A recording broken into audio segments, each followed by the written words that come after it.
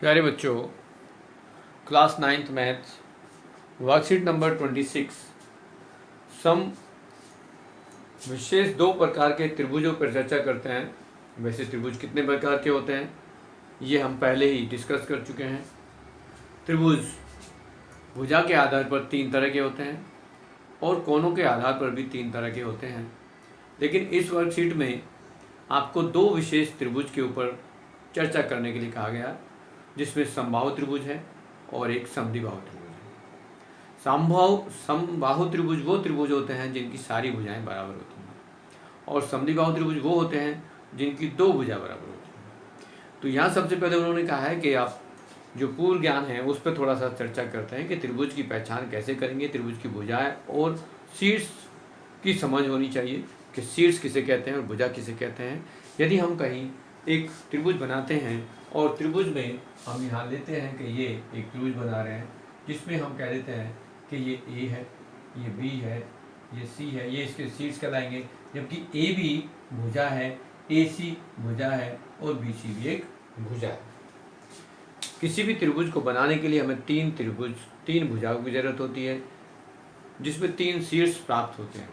हमने एक त्रिभुज ए बी सी की रचना की, इसकी सभी भुजाएं बराबर हैं, मतलब ए बी भुजा जो है वो ए सी के बराबर भी है और बी सी के बराबर भी है। इस त्रिभुज को हम समबाहु त्रिभुज कहते हैं।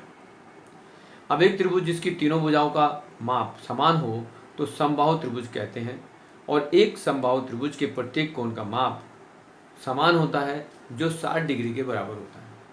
यदि हम त्रिभुज के तीनों कोणों का एक फॉर्मूला याद करें, हमने पहले कर चुके हैं कि त्रिभुज के तीनों कोणों का योग 180 है और तीनों कोण यदि बराबर हैं, ये तीनों कोण बराबर हैं, तो 180 को 3 से भाग करेंगे तो हमारे पास इसका मान जो है वो 60 डिग्री आ जाएगा।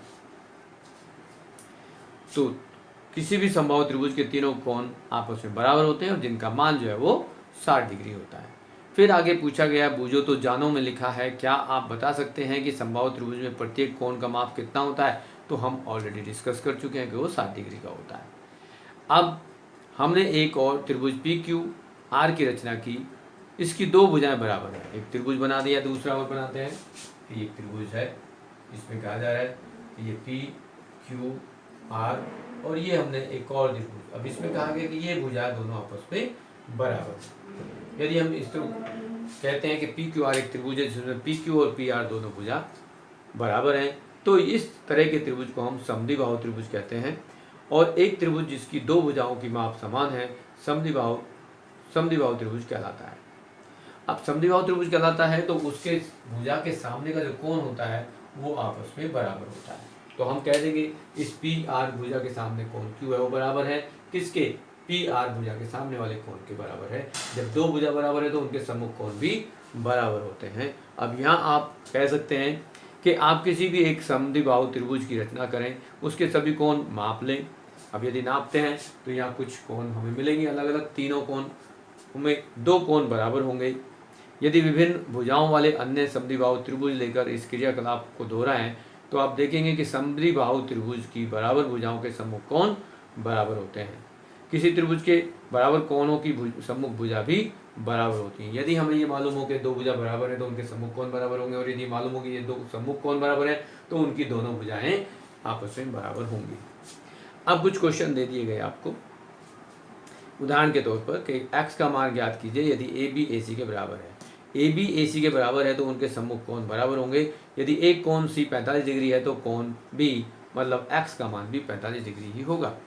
दूसरे प्रश्न में कहा है कि भुजा क्यू आर का मान ज्ञात कीजिए यदि कोण P बराबर कोण Q बराबर 50 डिग्री है तथा पी आर का मान 5 सेंटीमीटर है।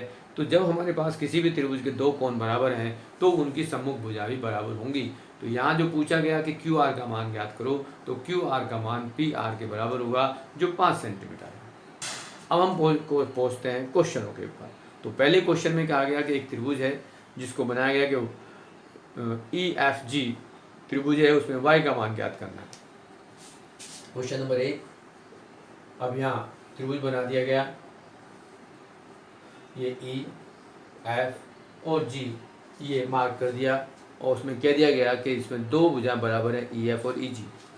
ई एफ और ई जी, ये दो भुजा बराबर है। अब इसमें एक कोण का मान हमें दे दिया गया। अब यहाँ इन्होंने मार्क किया है कि ये एफ ऊपर है और ई नीचे है, इस तरह से कर सकते हैं। तो ये ई एफ और ई जी दोनों बराबर हैं। तो यहाँ ये कोण हमें दे दिया गया, इन्होंने कहा है कि ये 55 डिग्री है। किसी भी त्रिभुज का एक कोण यदि हमें दिया जाए और वो समद्विबाहु त्रिभुज है तो उसका सम्मुख कोण भी उतना ही होगा जितना कि पहला कोण है। तो यहाँ ये 55 डिग्री है तो ये भी 55 डिग्री ही होगा। क्यों? क्योंकि जिस किसी त्रिभुज की दो भुजा बराबर हैं तो उनके सम्मुख कोण बराबर होते हैं। दूसरे क्वेश्चन में कहा गया कि त्रिभुज एबीसी है,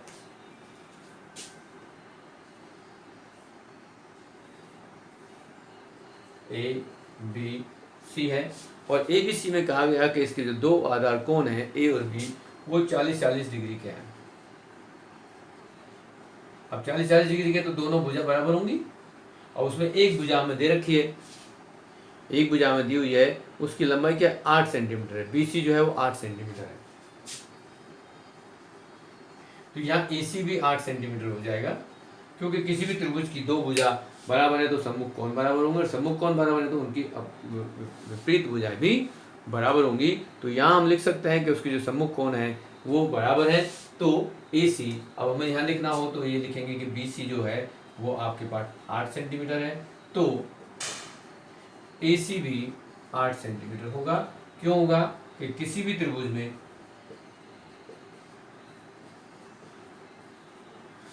में यदि दो कोण बराबर हैं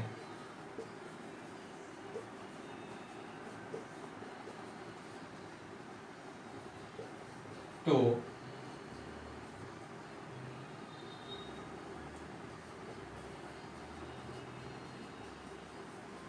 सम्मुख भुजा बराबर होती है।